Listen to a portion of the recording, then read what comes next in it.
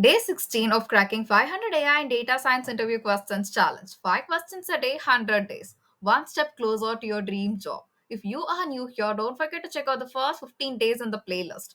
You might have missed some key questions that will be important in cracking your interview.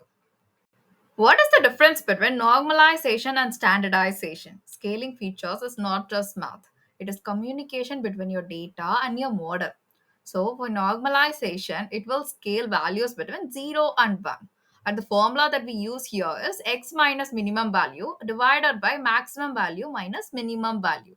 And normalization is used when you know the boundaries or you want to preserve the shape. But standardization or z-score scaling centers the data at 0 with a standard deviation of 1.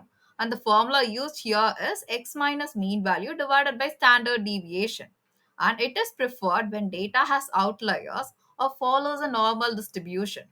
In a model with features like income in lakhs and age in years, one feature could dominate the gradient descent. Standardization ensures fair distribution across features. When should you not scale your features? Scaling helps models learn, but not all models need tutoring. You don't always need to scale your data. So now let's see when you need not scaling. When you are using tree-based models like random forest or XGBoost, they split based on thresholds or not distance. And you need not scale when you are dealing with categorical variables unless you are using frequency or target encodings. Especially don't scale when scaling may remove meaningful units, like in series forecasting. Time series forecasting, where magnitude has a real meaning. And do scaling when distance based models like KNN, SVM, linear regression, and neural networks always match the pre processing to the algorithm, not the other way around.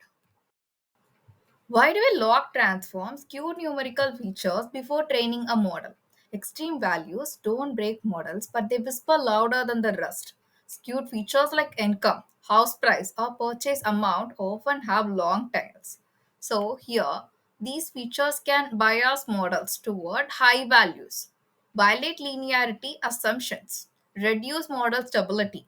So, here the solution for these features is applying a log transformation to compress the scale. Log transformation makes the distribution more symmetric, easier for models to learn from, reduces the impact of extreme values.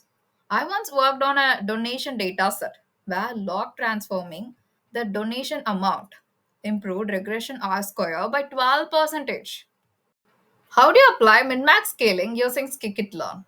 Look into this piece of code. In the first line, we are importing the scalar from Scikit-learn's pre-processing module. In second line, we are creating an instance of the scalar. By default, it scales everything between 0 and 1. And in the final line, we apply the scaling only to age and income columns.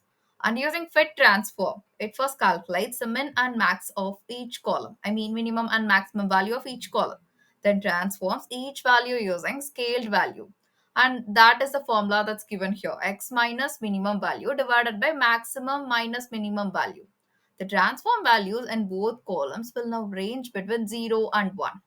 This is especially helpful for KNN, SVM, or neural networks where feature magnitude matters. How do you perform a log transformation in pandas and avoid errors with zeros? Look into this two line of code. In the first line, we imported numpy. Here we are using numpy, which provides a log1p function. In the second line, we do have np.log1p of df of salary. This is the same as log of 1 plus x, which handles zero values without errors, reduces the impact of high values, and it's helpful in normalizing the feature distribution. On the left side, we created a new column called log salary in the data frame. It keeps the original column intact for comparison.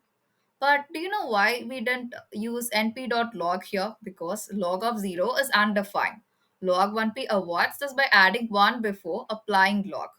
You will use this a lot in skewed financial, sales, and transactional data.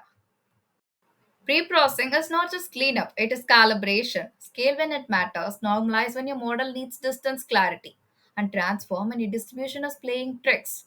Here's your day 16 takeaway.